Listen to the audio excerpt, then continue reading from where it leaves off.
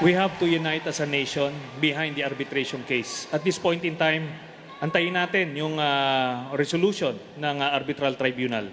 Now, in the meantime, kailangan natin mag-modernize kasi we need to stand on our own two feet and defend ourselves. However, itong pag-modernize natin ng armed forces, matagal po yan at magastos po yan. Ngayon, may problema rin tayo sa kahirapan, so babalansehin yan. So in the meantime na nagmo-modernize tayo, dahan-dahan, kailangan natin paigtingin ng ating alyansa with our strategic partners. Kasama na dyan yung mga ASEAN nations, ang Estados Unidos, Japan, and Korea. Ganon din, dito po sa pag-deal with China, kailangan natin hindi hostile ang ating relationship sa kanila dahil may ibang aspeto ang ating relationship. Andyan na yung trade and commerce, yung rights ng mga OFWs, at yung turismo.